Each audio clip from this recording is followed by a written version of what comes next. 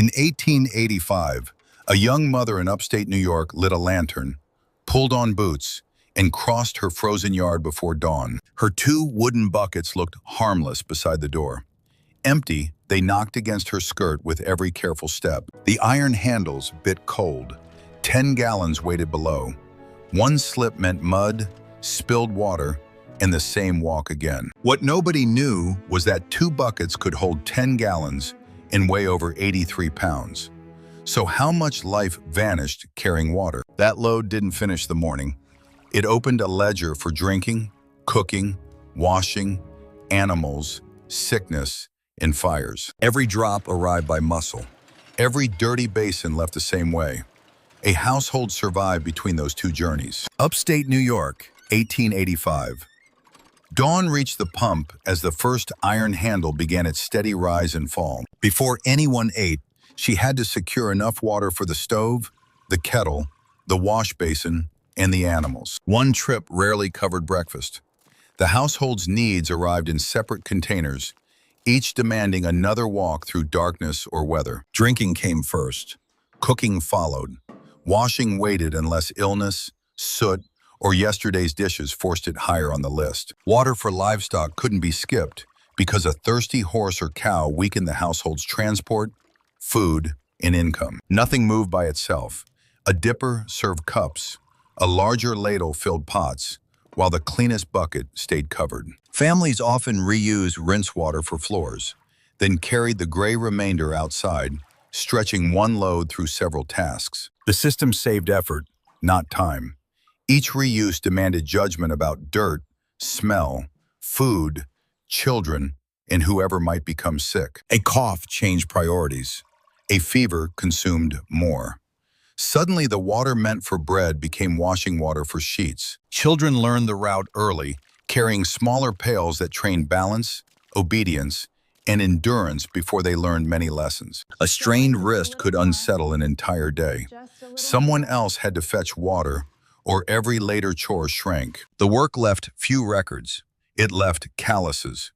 It also left meals cooked, clothes rinsed, and children kept alive. Because the labor repeated in small trips, outsiders could mistake it for routine instead of counting the hours it consumed. By breakfast, she might already have walked the yard several times.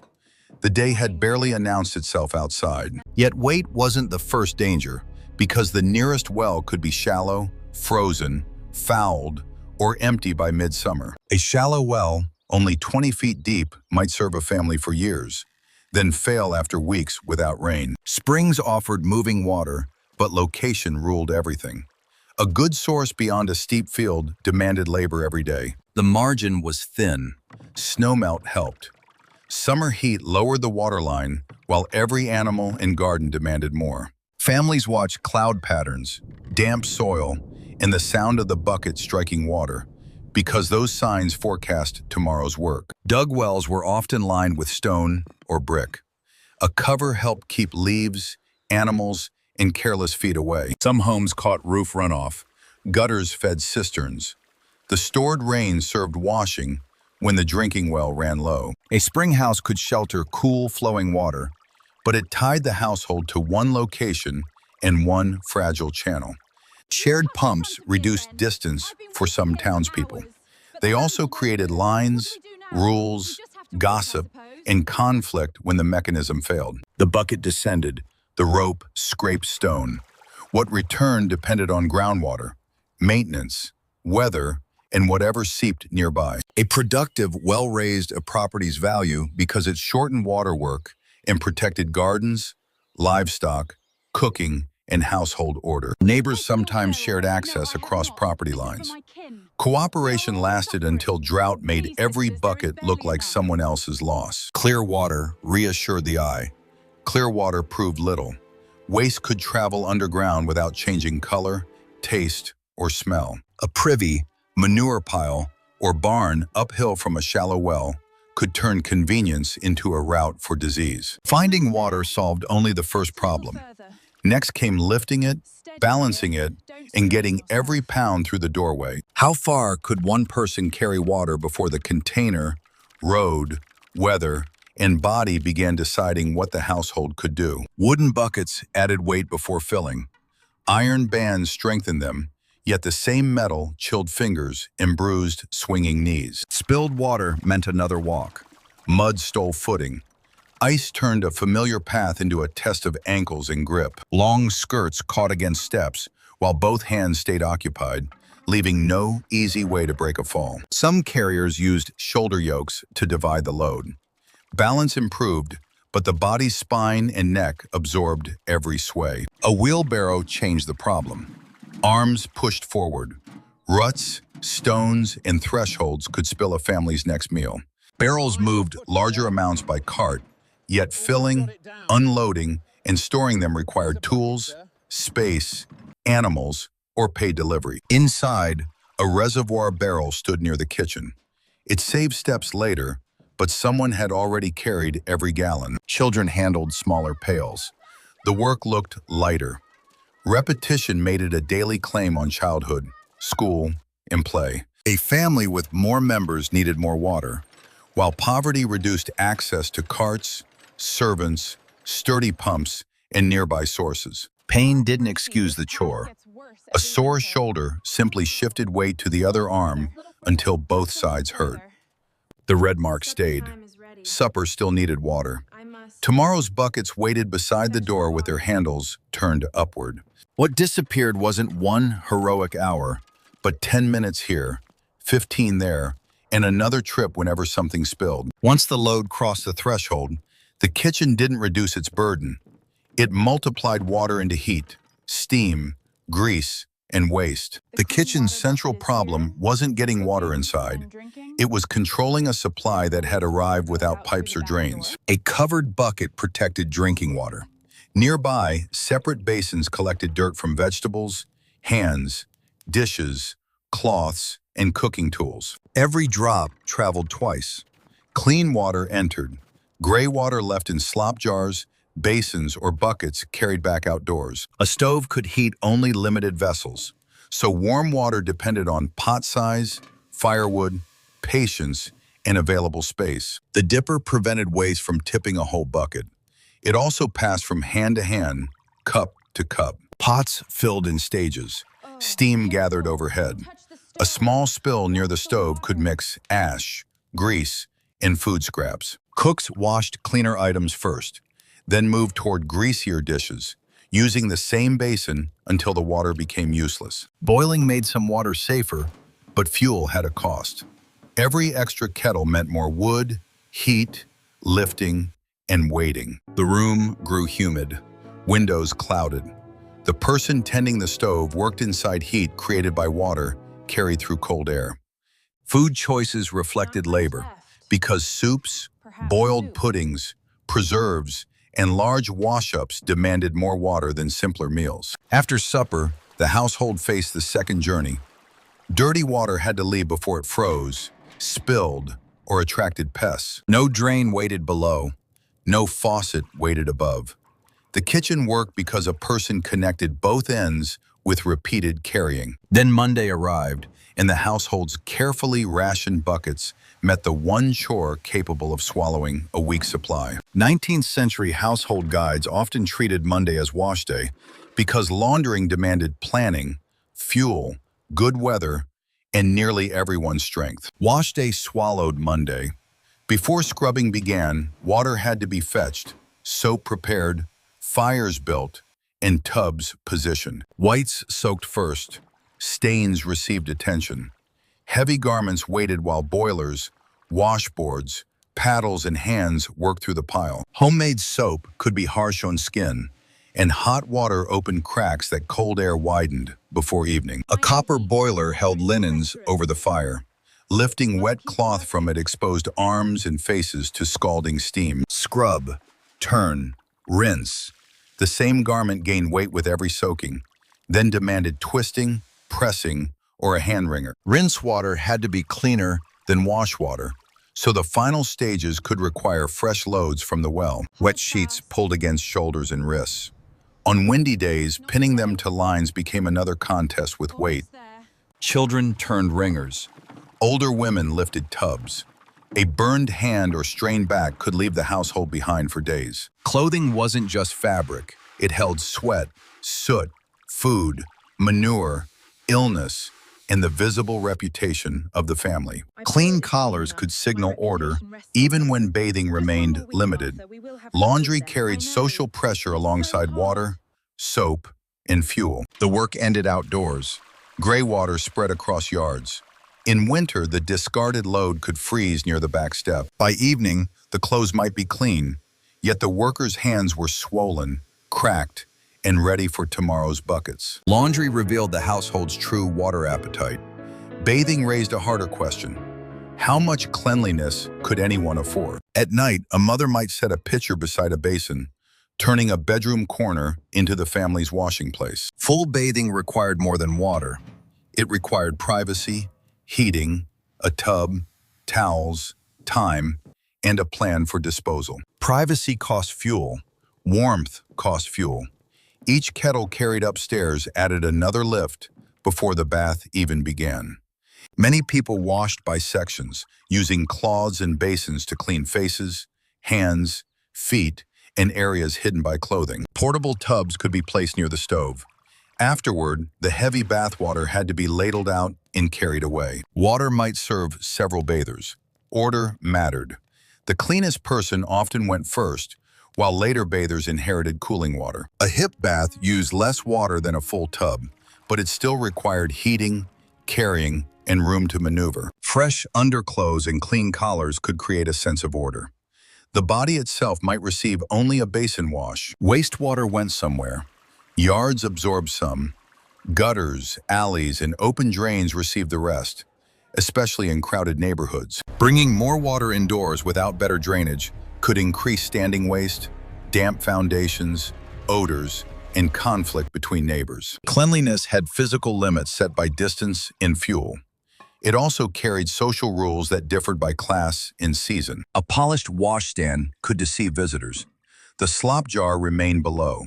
Someone had to empty it before morning. The most dangerous dirt wasn't always in the basin, because contamination could enter the bucket before anyone touched the pump. One clear cup could carry enough invisible contamination to sicken a household, even when taste, smell, and color seemed ordinary. People judged water with the senses they had.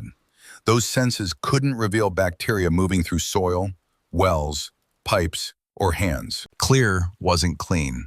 Cool wasn't safe.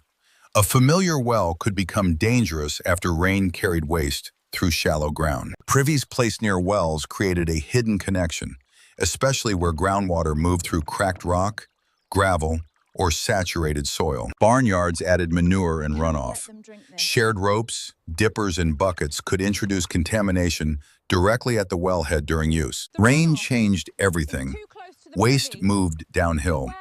A well that seemed reliable in dry weather could shift after a storm. In 1854, John Snow mapped cholera deaths near London's Broad Street pump, strengthening the case that contaminated water spread disease. Removing the pump handle became famous, though the outbreak was already fading. The map's deeper lesson endured beyond London. Disease followed systems. Crowding intensified exposure. One polluted source could connect strangers who never shared a home, meal, or name. Boiling could reduce danger, but fuel, time, and confidence in the source determine whether families treated every drinking load. City growth compressed wells, privies, animals, and drains into smaller spaces. Private habits became public hazards for everyone nearby. One family's waste seeped outward. Another family's bucket rose nearby.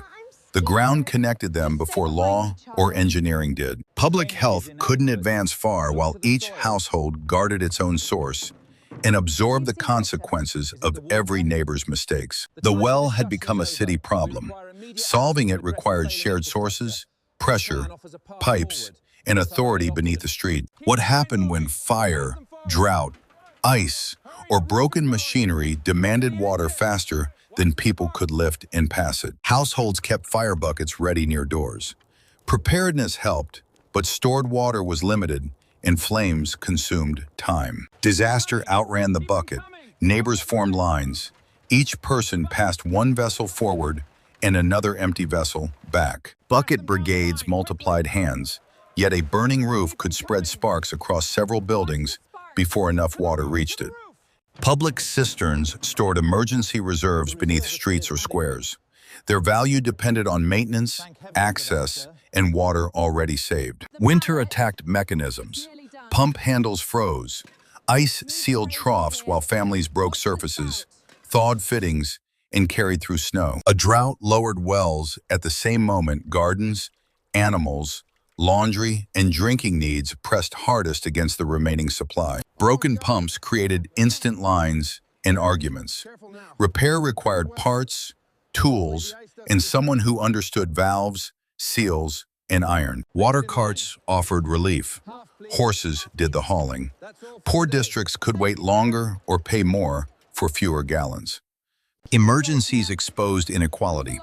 Because wealthy properties might own cisterns, servants, pumps, or wells while crowded tenants shared one source. Stored water protected a household for a short time. A large fire demanded continuous flow, pressure, hoses, and coordinated crews. Cities needed volume. They needed speed. They also needed reserves positioned before disaster, not gathered after smoke appeared. The old system worked through preparation and courage, but neither quality could make a human chain deliver water like pressure. The answer lay beneath the street. To reach it, cities would dig trenches, raise reservoirs, and choose who received service. Pipes didn't make water equal. They created a new map of access shaped by geography, money, politics, and fire protection. Early waterworks linked a source to pumps, reservoirs, mains, and service lines. Failure at any point reached thousands. A main wasn't a faucet. It passed beneath the road. Property owners needed a paid connection into each building. Philadelphia began delivering Schuylkill River water through a municipal system in 1801, an early American attempt at citywide supply. New York's Croton Aqueduct opened in 1842. Gravity carried water toward Manhattan, feeding reservoirs and a growing network. Engineers chased pressure. Laborers laid mains. Streets became construction sites where iron pipes displaced mud, traffic, and older utilities. Reservoir height, pipe diameter, pump capacity, and leakage determined whether upper floors received a strong stream or a weak trickle. Fire districts often strengthened the argument for expansion. Insurance, commerce, and property protection could move faster than household comfort. Wealth bought proximity. Renters waited. A pipe passing 10 feet away could remain useless without a service line and indoor fixtures. Landlords weighed installation costs against rents, while tenants continued using pumps, yards, and shared sinks inside supposedly modern neighborhoods. Water entered some buildings before sewers could remove the added waste. More supply created more wastewater, dampness, and street discharge. Progress arrived unevenly. One block gained taps. The next block kept queues, buckets, and arguments around a public pump. The network changed urban life, yet the final distance from curb to kitchen remained private, expensive, and technically difficult. Beneath the street, water waited under pressure. Inside the house, walls, floors, money, and winter blocked the last connection. City plumbing records and surviving houses show the same challenge. Old buildings weren't designed for supply pipes, drains, or fixtures. Workers drilled foundations and floors. They threaded service lines toward kitchens, yards, washrooms, or whichever location cost least. The wall became a watershed. One side held pressure, the other held pails, basins, and habits formed through scarcity. Leaks could rot wood, stain ceilings, and frighten owners who had never trusted water to remain contained inside plaster. Cold weather threatened exposed pipes. Insulation, draining, and careful placement mattered because frozen water could split iron or lead. The first tap changed sequence. Turn, fill. A task that once began outdoors could now start beside the stove. Hot water remained another problem, since early household systems often delivered cold supply while stoves and boilers provided heat. Drainage had to follow supply. A sink without a safe outlet merely moved the wastewater problem beneath a countertop. A faucet erased trips. It didn't erase laundry, yet Washday could begin with water at hand instead of perhaps 20 separate carries. Children lost one demanding chore, creating room for school, paid work, play, or other tasks within the same crowded day. The gain appeared as convenience. Underneath it was recovered time measured in avoided steps, lifted pounds, burns, spills, and winter falls. This was the larger revolution. Water moved first, then schedules, bodies, childhoods, and household expectations shifted around the new flow. She placed the old buckets beneath the tap, watched them fill, and realized the yard no longer stood between need and water. Modern municipal systems treat water, maintain pressure, and move it through buried mains before a kitchen handle releases the flow. Modern homes also separate supply from drainage. Toilets, washing machines, and water heaters depend on both networks working together. The red mark returned. Her hand opened the valve. The old iron handle no longer decided how morning began. 2 empty buckets remained beside the wall, not as tools for survival, but as evidence of time once carried by hand. Pause at the next faucet you use. Count how quickly one motion replaces the walks, wait, and waiting carried by others. The wonder wasn't water passing through a wall. It was a person, after centuries of carrying, finally setting the bucket down.